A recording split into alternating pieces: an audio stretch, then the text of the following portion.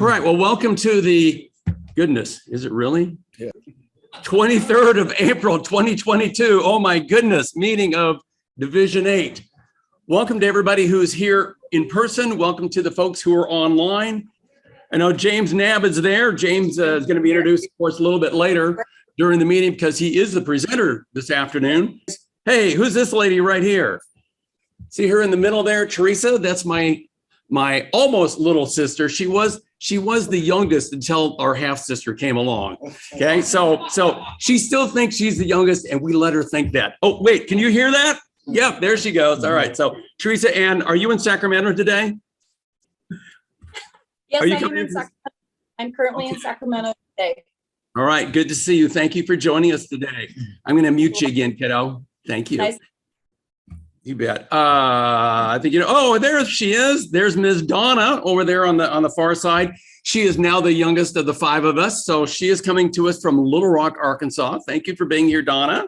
Good to see you. I'm going to skip over this one for a minute. Linda is in here. You guys all see Ms. Linda there. Linda's the next oldest. I was the oldest, so she was the one that I blamed for everything. And usually because she was responsible for doing those things anyway. So she is from Bourbonnais, Illinois now. Linda and I actually worked on my Lionel layout that we had at my grandparents'. It was an outdoor layout only because they lived in Los Altos, California, and we just stored it on the edge of the covered patio. You didn't need to put it inside during the winter. So yay, that was the picture I was looking for earlier of her helping me. So thank you, Linda. I thought I saw, there he is down here in the bottom corner. Where Charlie Weaver usually was, is my little brother, Terry. Okay, so hello, Terry. Kingman, Arizona. So he's got his ears in and so forth, but that's where he is. And up here are let me see, I think I recognize those guys. She's going to unmute it. So that's my daughter, the oldest daughter, Jennifer, and the two grandsons that you've heard about forever and ever and ever, and you will continue to hear about, Sawyer and Boone. So thank you for joining us. In the room with us, we're getting there. What were you going to do, Barbara? Oh, I didn't know if you saw them coming. Hi. Oli-san. So let me see. I'm going to, and Dave back there. Let me stop the video. No, I'll do camera rear. Okay, now you guys have to stand up and wave. So my niece Allison and brother-in-law David, and they must, there you go. And right here in front, Tom Gunther, who I think some of you know, has brought in Ms. Mary, who Barbara and I were fortunate enough to have dinner with. Anybody else have dinner with them? See, you're not special. Okay. I'm not sure that I am either because Barbara was there, and that was probably why we did that. So, all right, that's enough of that nonsense. Did I hit everybody? The other thing is, Fred didn't know about all of you guests. No, I didn't. So I think I hit everybody. If I didn't, I apologize, and we'll just move along then. So, Zoom participants, please mute yourself during the meeting. Obviously, unless you have something you need to talk about. 600 room participants. As I said, phone silent, whatever. If you have a question while someone's making a presentation, we will repeat it, make it easier for the microphone to pick it up. So sometimes coming from the back of the room, it's a little bit of a challenge. There is no X up here, just stand in front of the certificates and stuff that are here for some reason. Everybody always say your name, speak clearly, loudly, and so forth, because it makes it easier for everybody online to hear you. We'll take a 5-minute break as usual between the business meeting and the presentation as well. That'll give us a chance to change things over. Of course, James is virtual, so it'll make it a little easier, but we'll take a 5-minute break. And if you're in the room, there's cake and chips and water. If you're not in the room, sorry about that. You know, what can I say? And of course, the meeting is recorded, so we'll put that on YouTube here in a little bit. Couple new members. David Mertz, of course, was here last month. He wasn't official by the Nmra because they hadn't got his money, hadn't just cashed a check. He is official. There he is. Yay. Good to see you, David. And Monty Martin. Anybody know Monty? I think we met him at the train show. But Monty Martin has also joined this month. And Barbara has a stack of badges back there for all the folks who've joined in the last year or so. So, yeah, where's yours? Tom, at home. Man, I knew that. That's right. Minutes from the last meeting. So do I have a motion to approve the minutes as posted to the website? Motion. Mike Berry, a second? Second. You get that? Mark? All right. Any objections, any corrections, any changes? They are approved as posted. Mike Berry is up with the treasurer's report. Thank you, Fred. Sir. Well, this month, it's a whole lot shorter than last month. Last month, we were coming off of the train show, so this will move a little quicker. Any questions? Do I have a motion to approve the treasurer's report? Motion carried. Tom, all right. A second? Second. Bill Lynch, all right. Any further questions, objections, concerns? Approved. All right. Thank you very much, Mike. Committee reports, Mark Norman. This is when we do our do-si-do. Fred is Chief as Master Model Railroader. He would release 7 certificates in 4 categories: model railroad equipment, settings, engineering and operations, and service to the hobby. Next up is we have his testimony that he did the work. There's only 2 requirements for Master Model Railroad. One, attesting that you really did all that stuff. And then the second one here is ongoing service. I think we need to change slide here. Fred has made a commitment to work to assist other members whenever possible. That's what's required. Do the work and turn it. So in recognition of that, Fred, we have your Master Model Railroad plaque. Thank you, Mark. Very good. And the frame certificate. So we just leave this up here for the time being. From Fred, congratulations for being Master Model Railroader number 698. So, Sir. So it's fair to say that none of us accomplishes anything great without the help of others. Everyone has, in some sense, helped Fred in his journey. Every encounter is a learning experience for those who choose to grow. We learn from one another. Love and support of one's spouse makes the journey that much easier. So it's time for the brains and beauty behind MMR 698 to come forward. This is Barbara Sullivan. I'm almost concerned. I have the distinct honor of placing this pin on you, but I was also gonna just comment that my first experience with any kind of model railroading, if you could call it that, was my brother, who's sitting back there, had a 4x8 sheet of plywood that my dad did, and we used to play with it and then shove it under the twin bed, you know, just a Lionel train on an oval track. And then in 2005, Fred took me to the Cincinnati train show, and I think he will tell the story that all I said was, I had no idea. I had no idea. I had no idea. So the bug kind of bit me, and I thought it was kind of interesting. So we kind of talked about it and decided that that would be something we could do in retirement. So we bought the basement. They happened to have a house on it. And so, and then he started working on certificates and started knocking certificates out. And then the next thing you know, the light is at the end of the tunnel. He can see it.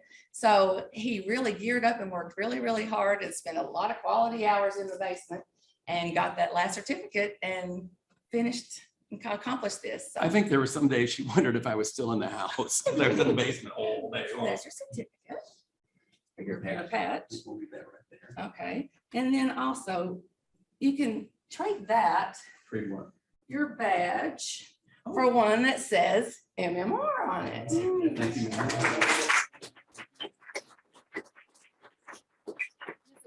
You got a new hat. I don't know. What do you think? Maybe. Yes. All right. Thank you, ma'am. You're welcome. I guess it's my turn to say a couple things. Thank you all for showing up. I know it was a big effort to come away from the lake. I realize that, or from moving in or whatever. And for those who are especially online, thank you very much for taking the time out of your day to be here, to join us in this. A lot of people involved in this journey, and Mark has spoken to that a little bit. All the way back to my brother and my sisters, they've all experienced the model railroad in part of the bedroom or on the patio or whatever. And Linda actually, my oldest sister, actually did help me build that Lionel layout, and it wasn't much. It was a figure 8 with small helix, believe it or not. And she helped build the trestle that made the helix go. And we've got a couple pictures of that, and I just couldn't find them quick enough today. to share those all with you. A lot of people in this room have helped me on that journey. These two guys, especially Tom Gunther and Bob Dawson, for allowing me to run trains and be the dispatcher when I was not ready to be the dispatcher, but I made it happen. And for suffering through all the, but we have to do it this way when we're working on the dispatcher certificate. But there's a lot of other people involved as well. They just, most of them are not in this room, but they're either online or we've talked to them before, letting me run trains on their layout, giving me some advice and so forth. And for those of you who are not quite there yet with the MMR, with the achievement program, you can rest assured that I'll be talking to you, Mr. Gunther. And Tom and I spent a quality morning together working on turnouts, giving him the basics. And 2 days later, he's knocked out the civil certificate. Sometimes that's all it takes, is a little bit of motivation. Joe Fields, to me, was a great motivator. Even before he passed away, he really was. He said, if you just do this little thing, if you just do that little thing, and so forth. And it went into my model railroad task list that you've all heard about in my superintendent's columns. And that's what really got us here, was get a plan, stick to the plan, vary it when you have to, modify it when you have to, but get there and follow it for the most part. When you look at that slide that shows the certificates, it says 6 years from beginning to end. It didn't take 6 years. A lot of this started when I was just a little guy, and Uncle Roger took me out to watch trains on the Permanente branch in the Los Altos area of California. That's really kind of where it started. But even if you look at the specific certificates, author didn't happen overnight. That took several years of writing articles and so forth. First one was 40 years, model railroader, for crying out loud. So it doesn't happen overnight. It all kind of came together at one point, and I said, yeah, we can do that. And Barbara's absolutely right. His last certificate was, quite honestly, the quickest and the easiest to do because I had all the stuff in hand and we just made it happen. How many visits did I make to scale, Mike, over that 3 or 4 month period? Yeah, about once a week. Brian was like, you back again? Why are you upset about that? But it's really time to get back to the hobby now. And I believe, and Mark and I have talked about this, I believe that's the most important part of this up here, is signing off on that certificate that says, yes, I did all those things, but more importantly, now I'm not going to sit in my easy chair and look at the certificates. Instead, I'm going to get out there and help others get there. I think that's what's most important. And why did you sit down? Come on. Oh, I thought I was finished. You're never finished with me. Trust me. So the biggest motivator to getting this done actually has been this lady right here. And she has been the biggest help to getting it done. You didn't know this? This is a surprise, but she's been the biggest help to doing this as well, because she has been not only a cheerleader, she's been a huge supporter, saying, yes, go out and run trains on Tom's layout. Go out and run trains on Russ's layout. Go to West Virginia for a couple days to run trains on Bob Weinheimer's. Go up and attend that convention, whatever. Learn all those things, do those things. And she's allowed me to do all that stuff. And it's been awesome. Great supporter. Now, the problem we have is that I've created a monster, because I've said, we could probably use that in the layout. Now, everything that comes in the house, we could probably use on the layout, but that's okay. So thank you very much, ma'am.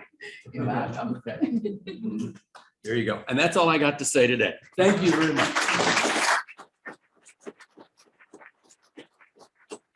And we now return you to your regularly scheduled meeting.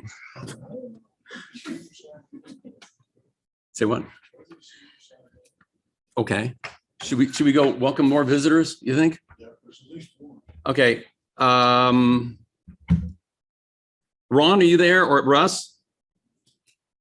Yeah, we're here. Do we have another visitor come online? Yes, the big kahuna, Gordy, checked in. Hey, everyone. Oh, there's Good Gordy afternoon. right down there. For those of you who do not know, Gordy Robinson is the president of the Nmra, National Model Railroad Association, dialing in from Orkney, Scotland, I believe. You are home, right? Yeah, you're home. I can see. Yeah, All I'm right. homeless. I'm home now. Yeah. All righty. Thank you, sir. No, thank you. But he's really here. He's really here to watch James give the presentation. Okay, that's why he's here. Barry, you're up finally. Congratulations. Thank you. Fred. it's so fun having model contest and achievement program right with each other in the meetings every month. It's great. A lot of energy there. So this month for our Charlie Keeling hybrid model contest, we've got passenger cars and we've got 6 of them. And we've got really great modeling, interesting stories behind each one of them, spanning from the 19th to the 21st century.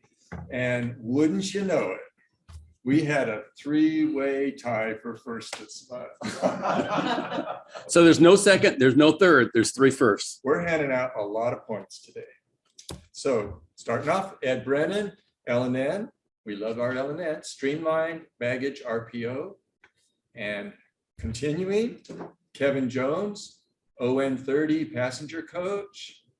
And finally, Steve Lasher with his New York Central parlor car, Faith. What an interesting name for a parlor car. So stories behind each one of these, be sure and read all about it. And we're want to say congratulations not only to our winners, but to all of our entries this time. We do have 3 others. So we've got Bob Frankrone, and he did a Catskill Scenic Railroad passenger car. Wonderful pictures of the prototype there that you can compare. And then Rick Geertz. Rick Geertz right here. Empire Builder, and great story about why he modeled that exact car right there. And Eric Wagner, back to the LNN, passenger car 2582. So congratulations to all of our modelers and really good work. So we continue on.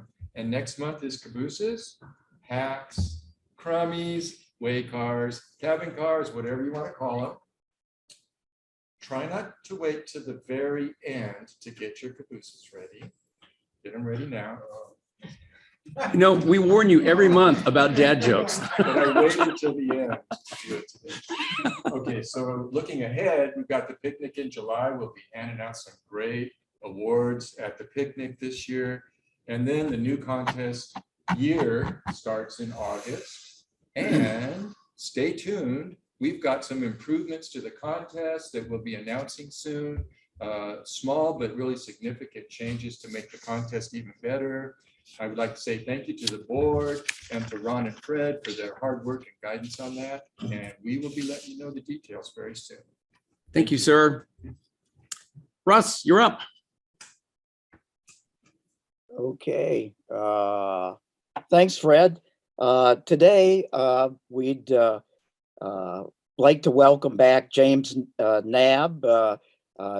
You might remember James back in last year, June, when he gave a pretty interesting talk on the next generation of model railroaders, and everybody liked that. So today proves to be another interesting topic, and goes a little bit, the title might be a little misleading, but there's going to be a lot of good stuff on his talk today. So more on James in a little bit. And so next month, no gathering, no bull session, because if you really want to have a good time, go up the road to Indianapolis to the Indy Junction. And I think it's going to be one of the best conventions. And one thing that I look forward to is that sometimes when we just have the MCR convention, we have a lot of the same presenters, even though they're very good to listen to and everything. But this proves that we'll get to hear more clinics and everything from presenters that we probably haven't heard from before. So it's, I think, going to be very interesting. If you're sitting on the fence of whether to go or not, you have just a few more days to get the lesser registration.